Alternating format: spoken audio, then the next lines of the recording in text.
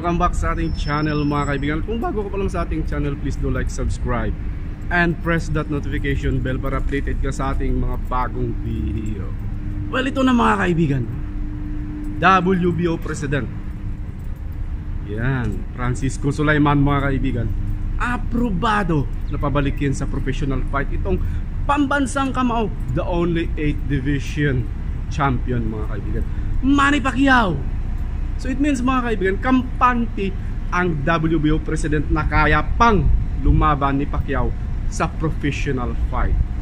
Ibig sabihin mga kaibigan, kapag inalagaan mo ang iyong katawan, ang iyong kalusugan, nagtitraining ka, pwede ka pang lumaban. At saka kitang kita naman sa mga galawan, sa mga training ni Pacquiao recently, kaya niya pang makipagbaragan. So excited tayo mga kaibigan, sana matuloy ang laban na to. Manny Pacquiao versus Barrios mga kaibigan, WBO. So sasabak ulit ang pambansang kamao. Yan, abangan natin yan mga kapatid.